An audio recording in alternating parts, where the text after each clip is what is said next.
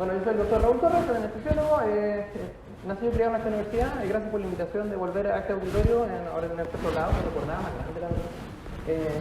Pero bueno, yo les vengo a hablar de un tema que es tremendamente gigante, que es vía aérea difícil.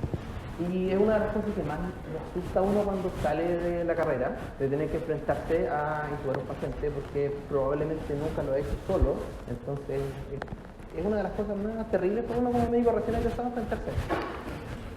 Como en todas las charlas de rigor hay que presentar algunos conflictos de interés. Yo he hecho cursos de vía aérea, he recibido apoyo de algunas empresas, pero no he recibido ni un peso por ellos, solo me prestan las máquinas cuando se los pido, en resumen. El manejo vía aérea es un complejo conjunto de habilidades técnicas, no técnicas, individuales y grupales, que comprende una serie de cosas, incluyendo toma de decisiones, preparación, procedimientos, cuidados pre, durante y post procedimiento, es muchísimo más que solamente poner un tubo. Y en estos 45 minutos, más o menos, voy a tratar de no extenderme, porque no pasarme el tiempo, voy a darles una visión general de las 1500 caras que tiene este tema y tratar de darles tips y consejos específicos que creo que les van a servir a ustedes como médicos generales recién egresados. Lo primero que tienen que saber es que el objetivo de la vía aérea no es poner un tubo, no es mantener al paciente con una bolsa de mascarilla, no es hacerlo a la primera, ni en tantos segundos, no. El primer gran objetivo es mantener la oxigenación tisular. Si eso se cumple, estamos bien. ¿Con qué se puede cumplir? Con varias alternativas, dependiendo del contexto, dependiendo de lo que puedan, de lo que sepan hacer. Hay varias cosas y la idea es, por supuesto, reducir las complicaciones. Algunas de ellas pueden ser graves, algunas fatales. La que más nos asusta es el daño dental, que en realidad, si bien legalmente es la más jodida, en realidad es la menos importante de la otra. Ahora, ¿por qué es importante este tema? Porque es una causa de mortalidad evitable. Los pacientes que llegan y que requieren intubación o algún otro procedimiento de vía aérea son pacientes en general que están graves, que tenemos una ventana de tiempo muy estrecha para poder trabajar sobre ellos y poder ayudarlos. Y es tanto así que, por ejemplo, si un paciente en todo el contexto de manejo vía aérea tiene una saturación menor al 90%, tenemos 2 minutos para resaturarlo y llevarlo más allá del 90%, porque si no, empieza el daño neuronal. ¿Cuáles son las complicaciones más graves, las que nos deben importar más? Estas 5. La hipotensión, hipoxia, que llevan al paro respiratorio, la aspiración de contenido gástrico, que es una causa de una de las principales causas de muerte, y por supuesto, la muerte. Ahora, ¿cómo definimos el manejo vía aérea? ¿Qué es la vía aérea difícil? La Sociedad Americana de Anestesiólogos define la vía aérea difícil con esta frase que es bien poco afortunada, que es la situación en que un anestesiólogo entrenado tiene dificultad con la ventilación y la intubación. Es como decir que el cielo es azul porque refleja el mar y el mar es azul porque refleja el cielo. No dice absolutamente nada. Además, la vía aérea no es algo que lo manejen exclusivamente los anestesiólogos, ni siquiera los médicos. Los enfermeros arriba de las ambulancias intuban pacientes y lo hacen estupendamente bien. Entonces, hay serias falencias con las definiciones que se ocupan para poder decir algo tan básico como qué es la vía aérea difícil. Los escenarios en los que nos vemos que puede haber un manejo de la vía aérea difícil, manejo de la vía aérea en general, es mucho más amplio que lo que pasa dentro de un pabellón, el prehospitalario, ambulancia, la sala de medicina, los llaman en un hospital chico porque en rayos un paciente se paró y hay que intubarlo. Son muchísimos los escenarios donde pueden verse involucrados. Ahora, uno dice, ya, esto es un problema, voy a entrenar, voy a prepararme para esto, y el problema es que todas las habilidades que uno gana, habiendo estudiado mucho, habiendo hecho muchos cursos y siendo súper bacán, en un año, si no se practican, ya van a estar en cero. Eso es inevitable. Ninguno de los cursos que existen es capaz de asegurarse que va a quedar con las habilidades pacientes. Ninguno. Podríamos tratar de redefinirlo como la situación en que un profesional suficientemente entrenado no logra o presume que podría no lograr mantener la oxigenación con el plan que se ha planteado inicialmente, ya sea por causas anatómicas, porque no puede llegar a la vía aérea misma, o causas fisiopatológicas. Pero es una definición que no la van a encontrar en ningún lado porque literalmente se me ocurrió anoche.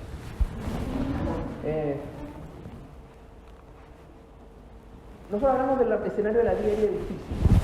Y por lógica, si un escenario de vía aérea difícil, tiene que haber un escenario de vía aérea fácil. ¿Suena como loco?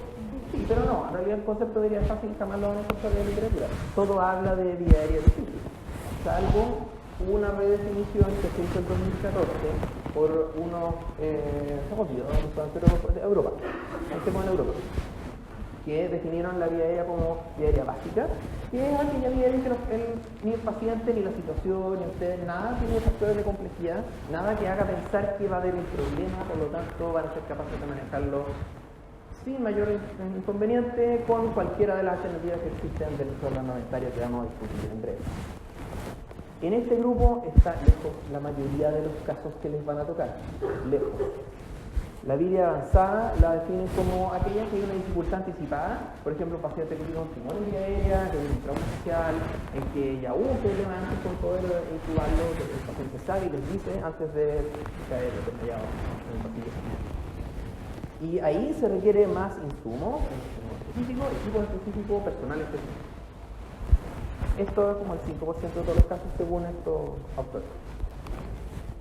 Ahora, ¿cuáles son los escenarios? O sea, si yo digo, ya voy a manejar la vida de un paciente, ¿cuáles son las cosas con las que me puedo encontrar? ¿Cuáles son los escenarios con los que me puedo encontrar?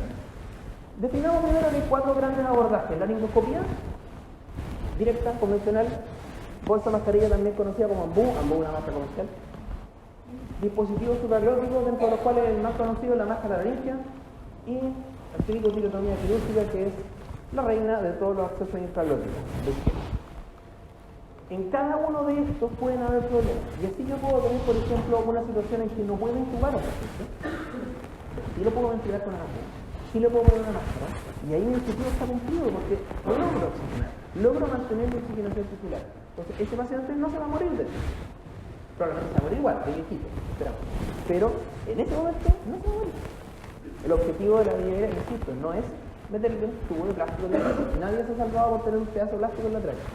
La gente se salva porque su oxigenación tisular se mantiene. Y podemos vernos en el peor de los escenarios en que no puedo intubarlo, no puedo ventilarlo con bolsa mascarilla, no puedo ponerlo, no funciona el dispositivo supralótico. Entonces, eso es una emergencia médica. Si no recibe oxígeno, en general la gente que no respira muere. Y tenemos 2 minutos para resolver. Cuando ya satura menos del 90%, que es el ideal que no lleguemos a ese extremo, tenemos que hacer algo que se nos haga. ¿Cuál es la magnitud del problema? Ahora, a ver, hasta ahora suena súper terrible. No tenemos idea. No sabemos. Hay una serie de trabajos en distintas poblaciones que muestran una incidencia que va entre el 1% y el 25% de vía aérea difícil. Las definiciones con las que se trabajan también son súper distintas. Entonces, al final, yo la verdad no entiendo por qué en todas estas décadas el mundo no ha sido capaz de ponerse de acuerdo en algo tan simple como este tema. Pero parece que no es tan simple, por eso no se puede poner de acuerdo. Para remate, existen una serie de predictores que uno puede evaluar para saber si el paciente tiene una mayor probabilidad de ser difícil de intubar, como el manamita, el síndrome mañana, y probablemente algunos de ellos lo han escuchado. Y para darnos más aún la película, el grupo de Cochrane, que se dedica a hacer estas revisiones clínicas y que a veces nos cambia la práctica clínica, sacó hace muy poquito una revisión con muchos pacientes y que vieron que la capacidad de predecir de todos esos predictores no sirve de nada. Tiene un valor predictivo positivo muy malo, predictivo negativo un asco, y en el fondo lo que estamos haciendo ahora no sirve para saber si nos vamos a encontrar con una dificultad o no. ¿Significa esto que tengamos que dejar de evaluar a nuestros pacientes antes de pensar en intubarlo? No, la verdad no. Es todo lo contrario, necesitamos evaluarlos más para poder tratar de salir de estos predictores clásicos y pensar en otras causas de dificultad. Y eso es en parte lo que vamos a hablar ahora. La mayoría de la literatura habla de que no puedo intubar porque no logro ver la glotis, no logro ver la cuerda, y eso se habla de una vía aérea difícil, que podrían llamarle anatómica o mecánica. Pero existen otras causas como una vía aérea difícil fisiológica. Un paciente que tiene una neumonía grave, que apenas logra oxigenar y hay que intubarlo, ese paciente está muy grave y lo mejor es que se pare antes de, o durante, o después. Entonces existe, más allá del simplemente hecho de ver el tubo, introducirlo en la tráquea, dificultad de la homeostasis de este paciente. Además, hay situaciones en que es más complejo y poder intubar a un paciente o poder manejar su vida en general. Como por ejemplo, ustedes están trabajando en su primer turno en un hospital pequeño que acaban de conocer, no casi nada de la ciudad ni de nada, llegaron la semana pasada y tocó una micro justo frente del hospital y les llegan 15 pacientes de unos que están graves. No suena fácil, ¿no? Y están solos en la ciudad. No suena fácil. Y además hay un factor enorme que no tenemos que desconocer, que es el factor humano. Es lo que a nosotros nos pasa como profesionales, como personas, por el hecho de estar haciendo un procedimiento en un paciente que está grave. Que es lo que se le llama el factor humano, que lo podríamos denominar como vía difícil psicológica. Y existen algunas pocas entidades que la vía aérea va siendo cada vez más difícil de manejar, porque hay más edema, más sangrado, más hematoma, como los quemados, heridas penetrantes de cuello y otras cosas que son más específicas que no me voy a adentrar mucho en eso. Partamos por una de las categorías que se ven antes de intubar a un paciente. La vía aérea fisiológicamente difícil. Vamos a definir algunas de las cosas que matan a los pacientes y ver cómo las podemos prevenir o las podemos resolver. Primero, la hipoxia. ¿Quiénes son los pacientes que tienen mayor riesgo de hipoxia? Bueno, la verdad es que todos. Todos los pacientes tienen riesgo de hipoxia, pero algunos un poco más. Por ejemplo, aquellos que tienen una capacidad residual funcional disminuida. La capacidad residual funcional actúa como un tanque de reserva de oxígeno, porque convengamos un paciente, en la mayoría de los casos uno lo va a intubar y va a quedar en apnea por los fármacos que uno lo va a administrar. Y en esa apnea es donde va a consumir el oxígeno que esté en la capacidad residual funcional. Piénsenlo como un auto. Si el estanque es más chico, abarca menos distancia. ¿Y quiénes son los pacientes que tienen capacidad residual funcional disminuida? Las guaguas, los niños, las embarazadas, los obesos, los ancianos. En el fondo, cualquier cosa que vaya a estar presionando el diafragma, que vaya a reducir la capacidad pulmonar, por cualquier razón. Además, hay pacientes que este estanque de benzina que yo lo tengo, lo van a comer más rápido. Entonces, su consumo de oxígeno está aumentado. ¿Quiénes son estos pacientes? Nuevamente, los niños, la embarazada, pacientes que han quemado, pacientes sépticos, por ejemplo.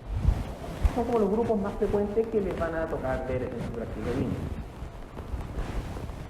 Todo esto es relevante porque lo que nosotros queremos es que el paciente no desature, que no caiga en hipoxia. Y para eso hay que discutir un concepto que es tremendamente clave, que es el concepto del tiempo de apnea segura. Yo tengo un paciente que está en apnea, va a ir desaturando lentamente, y esa lenta desaturación va a llegar en algún minuto a 90%, que se correlaciona con aquella curva de es una inflexión en la curva de saturación de la hemoglobina que yo la odié tanto, que nunca la iba a ocupar de nuevo, pero la terminé ocupando igual.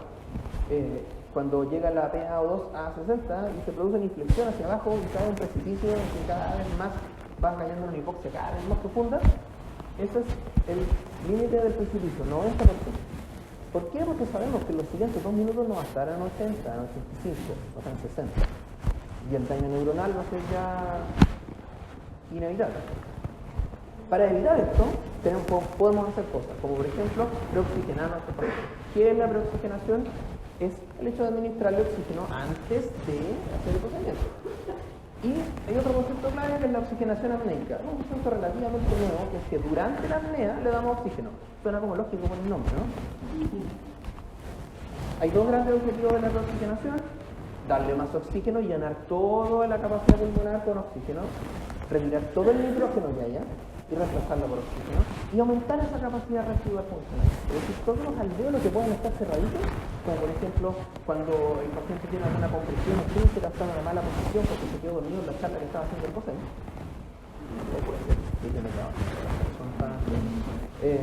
Ahí su capacidad residual funcional va a estar disminuida. ¿Y cómo lo vamos a hacer? ¿Cómo lo podemos resolver esto? Usamos los dedos para que la situación funcione, por ejemplo, en esta parte de la charla, el pudor no agarra. Y no agarró de nuevo, maldito, te odio.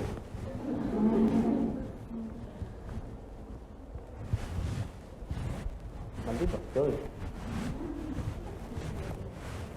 Van como 6 charlas al día que me pasa exactamente lo mismo, es terrible. Ya, Vamos a usar la vista común y corriente. Chao.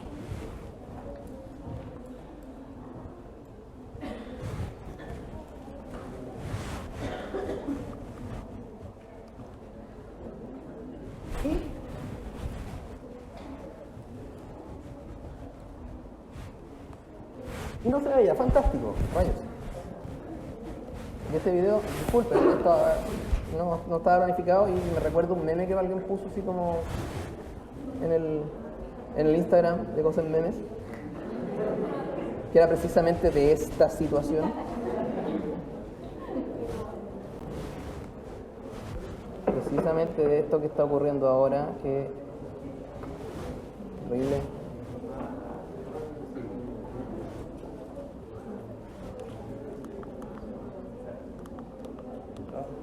¿Por qué?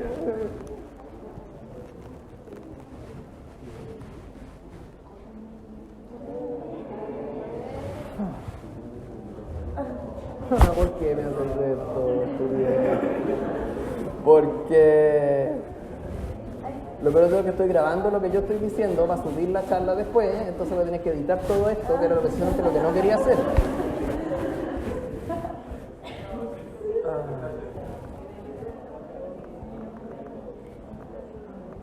No se puede reproducir por qué.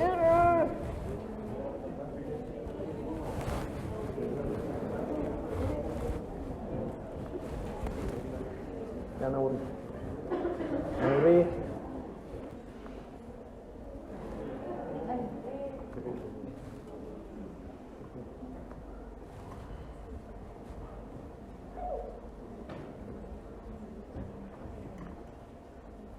Ya, no es lo que quería hacer, pero bueno. ¿Cómo vamos a hacer esto? Una bolsa mascarilla común y corriente, un ambú común y corriente, pero con un accesorio, una válvula de Lee. La válvula de Lee lo que hace es permitir una presión positiva al final de la aspiración, con un flujo de oxígeno mucho más que el que actualmente nos dicen, que es 15 litros, no, suban más, que es como el 25, 50 litros, que es más que eso. Y si se fijan, solamente con ese flujo pasivo de oxígeno que está entrando, los alveolos de este pobre caballero que está muerto, se van a ir abriendo. Y es lo mismo que le pasa a los pacientes cuando uno los oxigena. El paciente inspira con su propio esfuerzo y va a ir abriendo los alveolos que están cerrados. Ahora esta cosa no funciona porque... Ya. Ahora, hay algunos pacientes en que esto no va a ser suficiente para poder oxigenarlo y que ahí vamos a tener que usar una alternativa que es la ventilación mecánica no invasiva.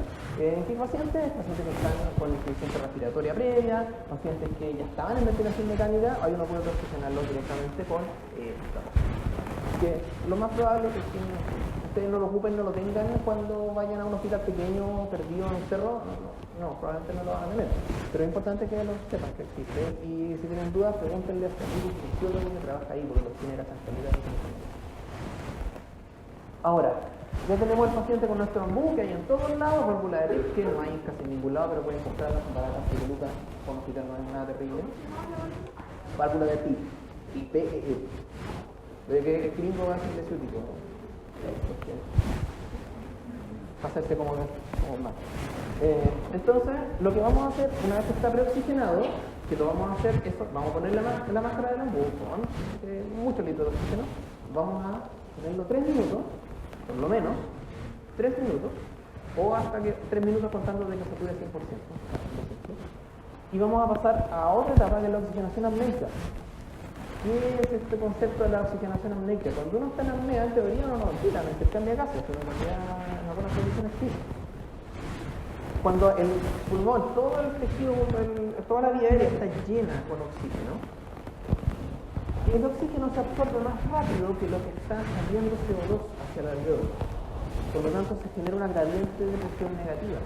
Si uno a la vía aérea superior, la grande raya, bronquio, uno entrega un flujo constante y continuo de oxígeno de cierta magnitud, se produce una serie de vórtices turbulentos que, sumado al movimiento que produce en el tejido pulmonar, el corazón que está al lado, que uno lo saca habitualmente de la ecuación, el corazón mueve los alveolos y eso va a generar un intercambio de gases. Y ese intercambio de gases va a ser suficiente para que esta entrada de oxígeno se mantenga. Con eso logramos prolongar el tiempo que el paciente puede estar en la clínica. Y esto que suena tan esotérico, ¿cómo lo hacemos? Con algo tan simple como una naricera con 15 litros de oxígeno por minuto. Sí, es caleta, sí, es raro, pero no es tan terrible. A los pacientes les molesta un poco si no se los deja durante media hora, pero nadie lo va a hacer esto por media hora. Este método de oxigenación apneica, que aumenta el tiempo de apnea segura unos 2-3 minutos, como mucho, pero nos da, sumando a la oxigenación, a unos pacientes sanos, que da 8 minutos, la oxigenación apneica nos da 3 minutos más, tenemos 11 minutos para hacer maniobra, que es suficiente. Entonces, le pongo la máscara, lo oxigeno, le puse la naricera por debajo, y cuando le voy a hacer la endoscopia, le dejo esa naricera. Está entrando el oxígeno. Y con eso prolongo mi tiempo de apnea segura.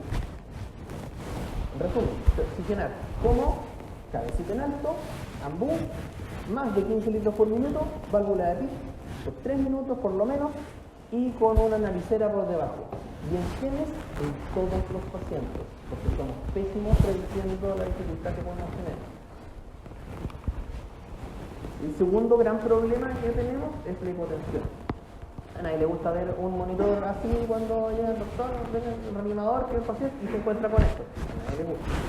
Los pacientes que están hipotensos pre-procedimiento tienen mucho más riesgo de paro cardiorrespiratorio en el intraprocedimiento, de la intubación, de la arterial, lo que sea, y en el post, 20 minutos después. Entonces, así ustedes se van a escuchar muchas veces en esta frase. Uy, qué rico, justo lo intubé porque al ratito se paró. No fue como que justo lo intubaste antes de que se parara. No, se paró porque lo intubaste. Que no es lo mismo. Ahora, nosotros podemos evitar esto. Podemos reducir la probabilidad de que esto ocurra. Y lo más fácil es mirar nuestro monitor y sacar dos parámetros: presión sistólica y frecuencia cardíaca. Frecuencia cardíaca dividido por presión sistólica nos da un índice muy lindo que se llama el índice de shock. El índice de shock, que con un valor mayor a 0.8, se asocia a muchísimo más riesgo de paro peri-intubación.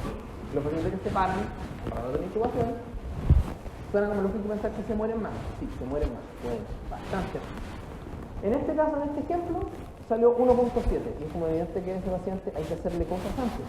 O sea, no puedo llegar y dormirlo, meterle en tubo si está con 70-30 de presión, porque va a morir. ¿Qué hacemos? Depende de la causa de la hipotensión. No es lo mismo que esté séptico a que le pegaron un balazo y esté sangrando a shock.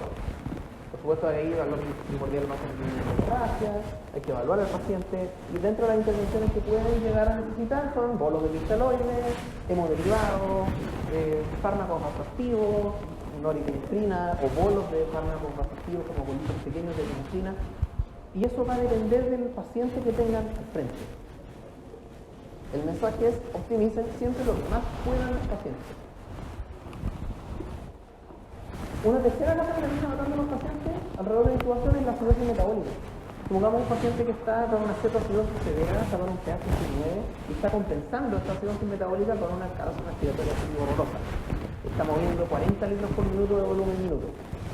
Y los ventiladores mecánicos no son capaces de hacer este flujo tan alto, esa ventilación tan alta. Entonces, en ese tipo de pacientes que están compensando una acidosis metabólica con una alcalosis respiratoria, no se metan, no los intuben, se van a morir. ¿Cuál es la alternativa? Ventilación mecánica no invasiva. Si no tienen ventilación mecánica no invasiva, es más probable, por último, ambú, oxígeno 100%, válvula de PIP, con lo mismo que la oxigenación, y llaman a sus amigos del SAMU para que se lo llenen luego. La ventilación mecánica no invasiva reduce la mortalidad en este tipo de pacientes porque nadie se ha salvado por los tubos plásticos de tráquea. Lo que hay que hacer es mantener la oxigenación. Y si ese paciente tiene un pH de 6,9, yo lo duermo, lo dejo en apnea, va a ir empeorando ese pH hasta que al final va a ser incompatible con la vida y va a morir. Y no lo queremos. Bueno. Ahora, algunos detalles de la vía aérea situacionalmente difíciles. Hay situaciones, como ya lo mencioné, en que ustedes van a estar metidos en un lugar incómodo, en un momento incómodo, y que va a ser más difícil de lo habitual poder pensar claramente y poder resolver las demandas de la situación. Como por ejemplo, manejo de múltiples víctimas, espacios confinados, un choque, necesitan explicar a un paciente, está todavía sentado ahí con el cinturón puesto, intubémoslo así. No se metan.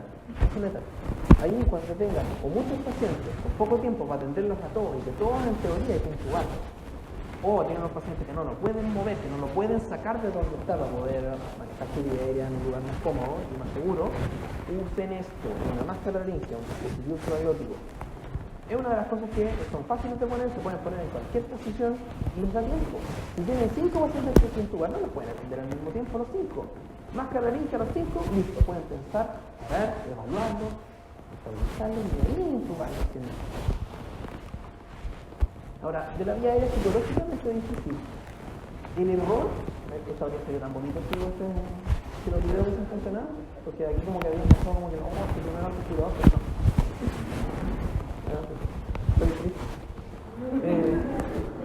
El error, como el error del maldito video que no se resolvió, es imposible de evitar. Es imposible. Nosotros no podemos pretender que nuestras acciones como profesionales de la salud no van a tener ningún error, nunca. Lo que sí podemos evitar, podemos disminuir el daño que ese error conlleva a los pacientes. Así podemos atacar el daño que nos produce el error en 3 grandes grupos. Las cosas que nos pasan a nosotros como individuos, las cosas que pasan al equipo con el que estamos inmersos y el sistema en el que estamos trabajando. No me voy a poner a filosofar de la salud pública y cómo estaba tan mal por ahí, porque estaríamos ahora hablando de todos sabemos cómo estamos que están, pero pasamos con el individuo, lo que a ustedes, lo que a mí, lo que a todos nos pasa cuando tenemos que manejar un paciente grave.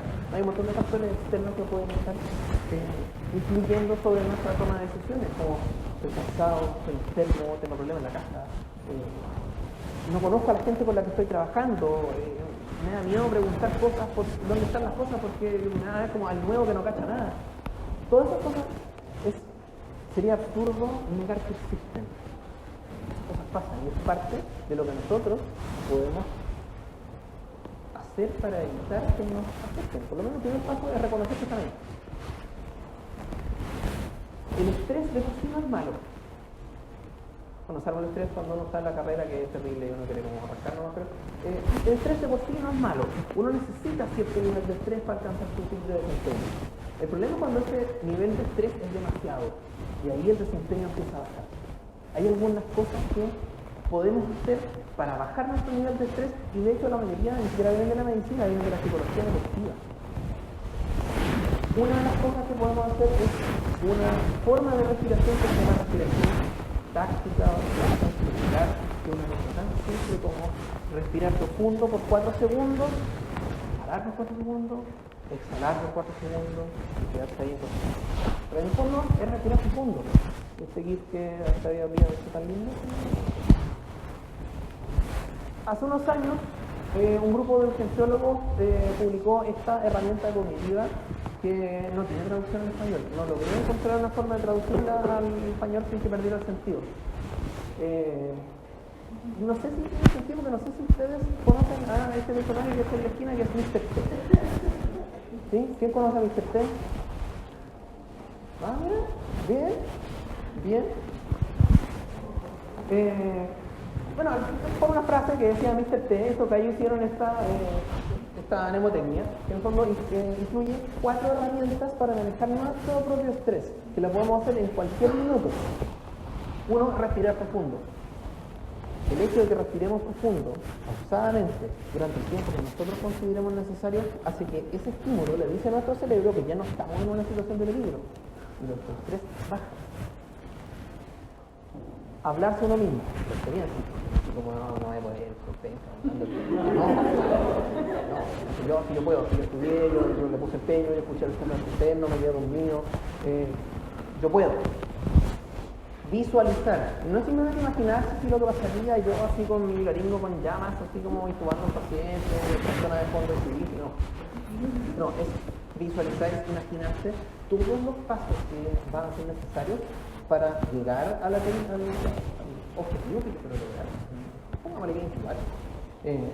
visualizar lo que está pasando alrededor mío, lo que me está pasando a mí, imaginando que como yo me voy a sentir cuando yo esté haciendo esto, lo que puede pasar, lo que puede no pasar, tratar de pasarse el rollo más elaborado como pueda. Y eso está demostrado que genera activación de ciertas zonas cerebrales que se activan después igual en la situación real. Es una forma que usan los deportistas de entrenarse para tener un mejor desempeño. El otro es una palabra gatillo.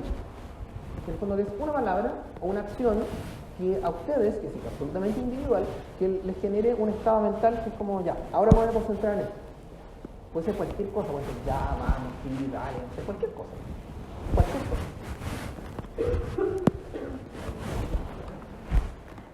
Ahora pasamos a lo que es más clásico, en lo que terminan cayendo todas las salas de vía aérea.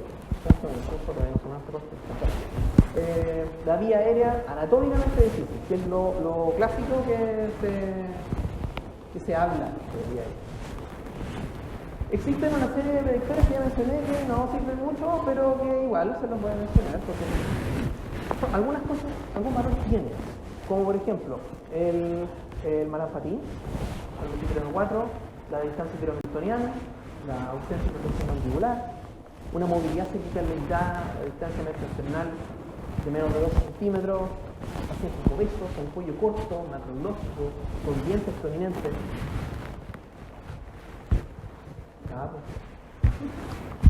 Ya, pues si me falló ya una. Vaya, y las 9 aquí, ¿cómo ves? Malan-Patin, clasificación de Malan-Patin, que tiene 4 niveles. Se hace con el paciente sentado, sin fonación, abriendo la boca. 4 clases, la clase 3 y 4, que es cuando no logro ver ni pilares ni pared posterior de la faringe. Son una bandera roja, es cuando yo no puede tener una dificultad para poder intubar el paciente.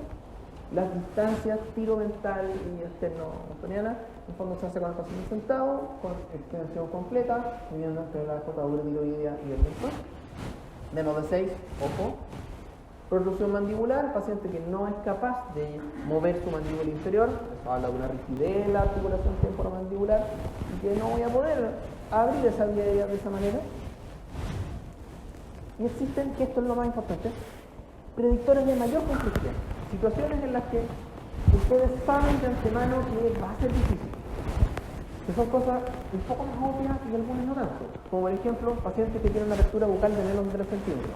Si el paciente no abre la boca, ¿cómo le van a meter un tubo? Por la boca, si no la abre. Suena como lógico, ¿no? ¿Y en qué casos podría ocurrir, por ejemplo? Absceso perimetalino que llega con trígino, está así full séptico, y están ahí como, doctor, ayúdeme.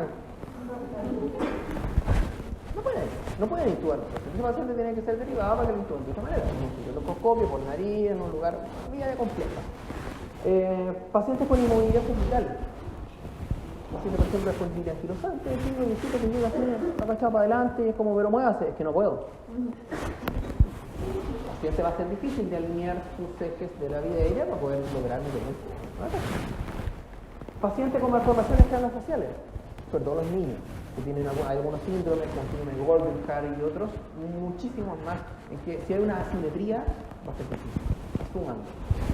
Y tumores, el paciente llega con un tumor aquí gigante, le va a ser evidente que, pero si el paciente viene por un tumor de vía aérea, que lo único es que tiene una ruptura, no, estoy así hace 3 meses nomás, doctor. Tiene un tumor ahí metido, ojo. Y radioterapia cervical. No, me trataron con un linfoma no Hodgkin y me dieron mi radiación y estoy curado y ahora me operan de una terapia circular. Y ese paciente, si le dieron radiación en el cuello, todos sus tejidos van a estar fibrosados y va a estar menos flexible. Hay, en los últimos años han aparecido un montón de algoritmos de manejo de un montón. Actualmente una revisión que se hizo hace bastante ñoña, pero una revisión que salió hace como una semana, contaron como 38 algoritmos distintos. Si hay tantas cosas, parece que ninguno de ellos sirve mucho. Salvo uno que es lo que yo les voy a mostrar, que es un algoritmo, una herramienta cognitiva que está diseñada específicamente para poder usarla mientras uno está intubando. Antes de llegar a esto, lo que uno piensa clásicamente cuando uno dice, ya, vamos, es hora principal. Lo único que uno piensa es secuencia rápida de intubación. Lo duermo, le pongo el relajo, le meto el tubo. Y hay muchísimas más opciones. Partiendo de lo que hacemos nosotros en pabellón, que es la inducción anestesia electiva, que es dormirlo, ventilarlo, relajarlo, meterle el tubo, cuando lo duermo y lo relajo. La secuencia rápida, que también lo duermo y lo relajo, no lo ventilo. La secuencia diferida de intubación, que es una cosa relativamente nueva, es que el paciente se le seda primero con un fármaco específico que es ketamina para poder reoxigenarlo. Digamos, un paciente que está agitado, suéltame, ay no, estoy delirioso, suéltame, déjame volver tranquilo, y necesitan reoxigenarlo con receptura 75. Este paciente no les va a aguantar un bambú puesto durante 5 minutos. Lo sedan, lo oxigenan y se sitúa. Y ya otras alternativas un poco más avanzadas como la laringoscopía facilitada por ketamina, que en el fondo el paciente está dormido, ventilando solo, y con eso yo lo puedo intubar, o intubación de Hill directamente. El paciente está despierto, con una anestesia local de la vía aérea, y eso no lo puede intubar. De todas estas, la que más se habla y la que más se hace es esta, la secuencia rápida de intubación.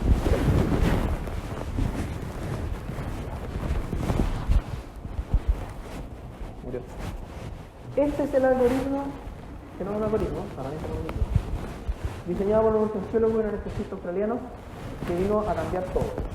Porque esta herramienta, que se llama el abordaje o el enfoque Vortex, establece de forma visual súper rápida 3 abordajes para la vía aérea. 3 abordajes para la vía aérea. El tubo orotraqueal, máscara laringea y dispositivos faciales como una máscara facial.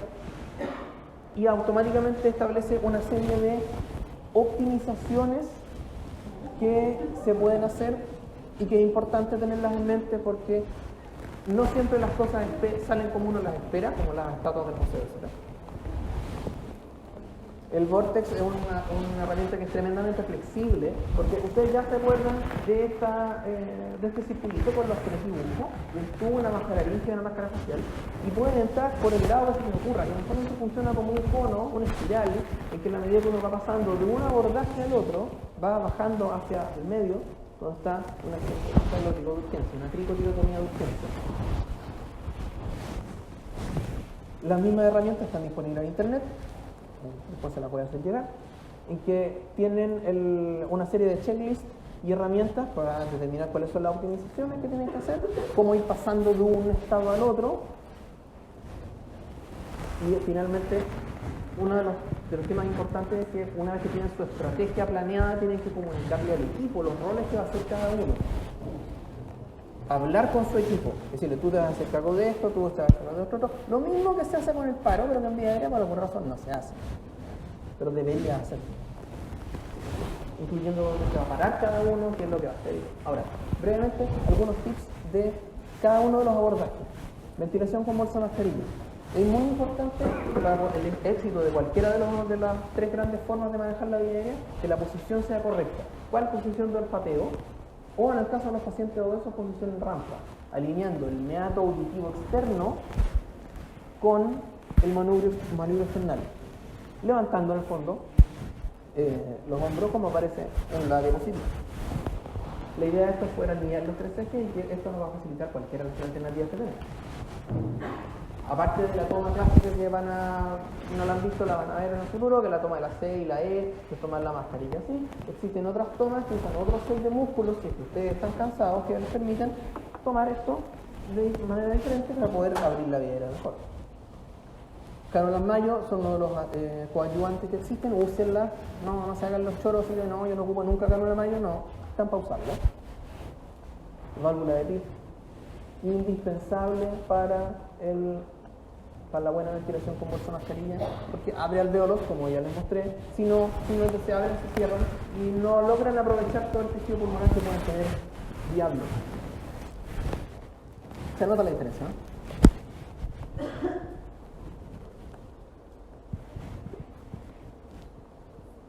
La laringoscopía, que es como lo van a decir, oh, ya te entretenido, ahora intubamos. Existen 2 grandes grupos de hojas, las hojas curvas y las hojas rectas. ¿Cuál usan? Da lo mismo. Lo importante es que la laringoscopía es un acto que es secuencial. Uno tiene que ir identificando cada una de las estructuras por las que va pasando. Lengua, paladar blando, epiglotis, buscar encajarse en la vallécula, que es la cosita que queda entre la lengua y la epiglotis, sin que les pase esto que aparece en el video, que es meterse muy adentro, y ahí traccionar en la dirección que da el mango para poder exponer la glotis. Así nos dan 4 visiones de Cormack, que en el fondo es 4 visiones de laringe. Si veo las cuerdas, puedo intubar, simple. Si no veo las cuerdas, va a ser difícil. Voy a tener que usar alguna otra cosa. ¿Cómo qué? Como por ejemplo maniobras, que es la manipulación laringe externa, que se hace moviendo el cartílago tiroides y que les puede generar este rango de movimiento que es bastante grande. Solamente con un par de dedos ustedes pueden movilizar la laringe. En el fondo, si ustedes no logran ir a la laringe, traigan la laringe con ustedes.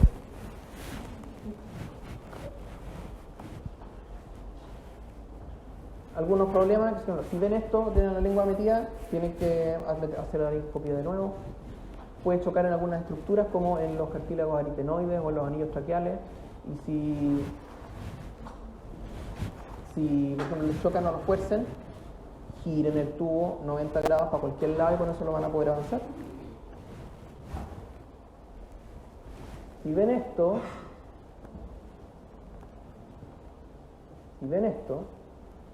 una cosa que no se logra ver nada, no sigan perseverando, esto es esófago. El error más común en la laringoscopía cuando uno está aprendiendo es que se mete muy alto. Si no ven nada, retírense de a poquito y de repente ¡uy! Va a saltar esto. No tengo video de eso. Entonces, si ponen a traccionar mucho, van a generar esta imagen, en que traccionando el esófago se logra ver algo que parece glotis. Si uno lo mira así como, oye, pasa por glotis, pero no tiene epiglotis. Por eso la epiglotis es la estructura más importante de identificar en la laringoscopía. Y ocupen este aparatito que es el Game Elastic Boogie, que es un palito plástico de 65 centímetros de largo con una curva en la punta que permite navegar la vía aérea de bastante mejor manera y que es uno de los pocos aparatos que está demostrado que aumenta el éxito del primer paso del tubo, independiente de la expertise que tenga uno como operador. Se usa con la misma técnica, el mismo laringoscopio, se introduce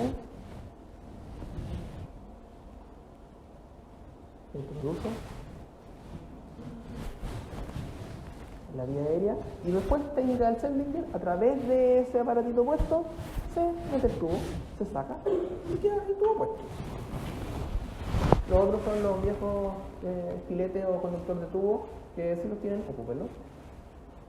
Ahora, lo que a todos nos gustan los juguetitos nuevos, las cosas, y así a todo el mundo le encantan los videolaringoscopios, pero la verdad, no, si bien son súper importantes y en algunos escenarios como de UCI, de urgencia, reducen la morbilidad que genera la intubación, no son todos, la mayoría de los errores ocurren por cosas básicas, como por ejemplo, no reconocer que el tubo no está en la vía aérea, que está en el esófago.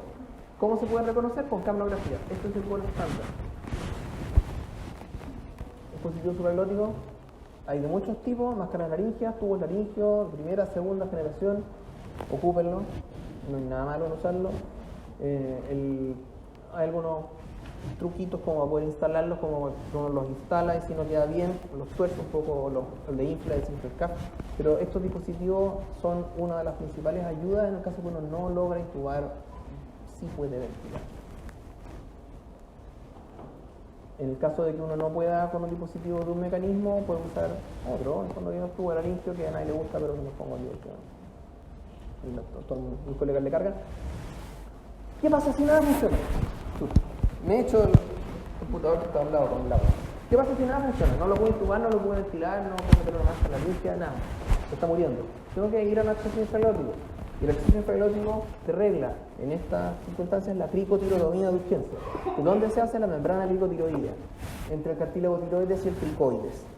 ¿Y cómo se hace? Se identifica la membrana. La técnica actualmente recomendada es la técnica quirúrgica, es decir, que con un dedo, un bisturí y un tubo, un boogie, uno puede hacer una cricotirotomía de urgencia. Pocos materiales y se puede hacer en cualquier lado.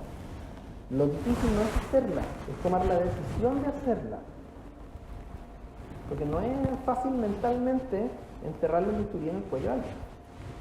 No es fácil. Pero la técnica en general es bastante sencilla. Bisturí en la membrana, se gira, se introduce el buggy al lado del bisturí y usando ese buggy que queda en vía aérea, se le pasa un tubo por ahí y el tubo queda en vía aérea. Y eso es todo. Suena fácil. Pero la decisión es mucho más difícil que hacerlo. Después, ¿qué pasa? Bueno, eso es para otra charla. Pero recuerden que la mnemotécnica la van a encontrar en todos lados, la mnemotécnica Dobes, que son las causas principales de problemas con un tubo una vez que ya está puesto.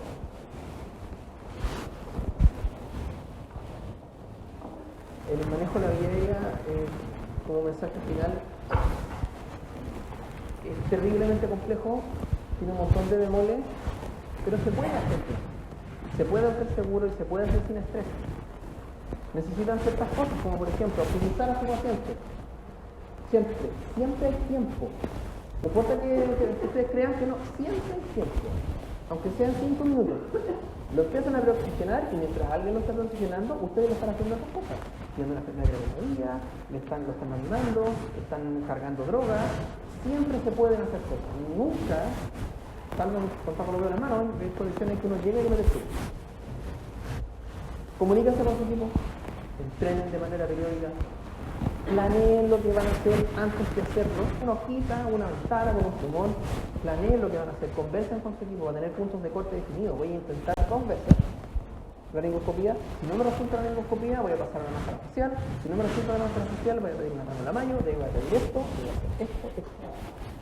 Todo el plan trazado hace que su equipo esté en la misma sintonía que ustedes y que ustedes estén más tranquilos. Y al final tu paciente es el que se va a beneficiar de un manejo más seguro, más ordenado en la vida. Muchas gracias.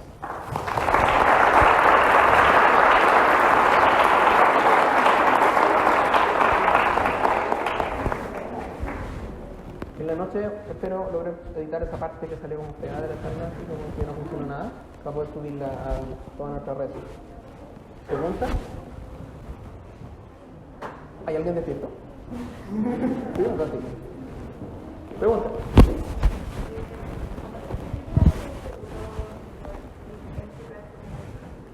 Más que el pH depende de la condición del paciente. Un paciente puede estar con un pH 7.1 y está compensando con una alcalosis respiratoria gigantesca, o un paciente que está en un pH 6.9 y ya no está compensando nada. Entonces va a depender de cada caso. Pero en general, si tienes ese escenario que un paciente ha sido metabólica severa, está compensando con alcalosis, mejor no meterse en su no dejarlo en la apnea, independiente del pH. ¿Alguna otra pregunta?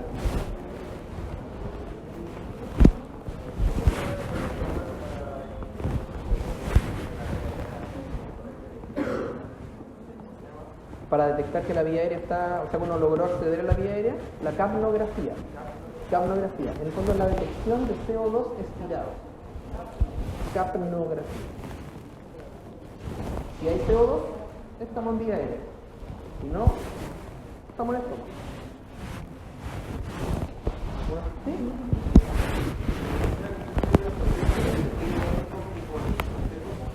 Cualquier cosa. Porque el paciente, por ejemplo, el paciente hepático que nos dice, no, lo tengo que tener con 99% porque le reduce su drive respiratorio, todo eso.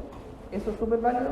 Después, en el momento de la intubación, yo lo que quiero es cargarlo con oxígeno. Sobre todo los pacientes hepáticos que tienen un intercambio de gases que es mucho más difícil. Esos pacientes se van a demorar mucho más en oxigenarse de manera adecuada. 5 minutos, 8 minutos.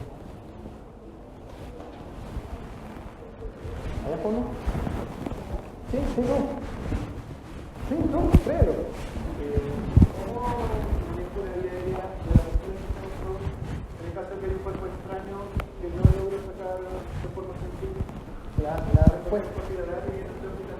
La respuesta, mala onda, para toda la pregunta, depende. ¿De qué depende? ¿De qué cuerpo extraño sea? ¿De dónde está? ¿A qué altura está? Porque no es lo mismo que yo tenga una espina de pescado hinchada en una cuerda a que tenga una de estas bolitas de hidrogel de decoración debajo de las cuerdas en la caja. Entonces va a depender de cada cuerpo extraño. Pero en general, lo que yo te recomiendo en el caso de cuerpos extraños es tratar de evitar que el paciente pierda su ventilación espontánea. Y en este caso, las alternativas pueden ser una laringoscopía facilitada por ketamina. En el fondo, la ketamina lo que hace es que el paciente lo duerme, lo disocia y no le quita su pulso respiratorio. Entonces va a estar dormido y va a estar ventilando. Y con eso puedo instrumentalizarlo a ver si logro sacar el cuerpo extraño que esté molestando. ¿Alguna otra pregunta?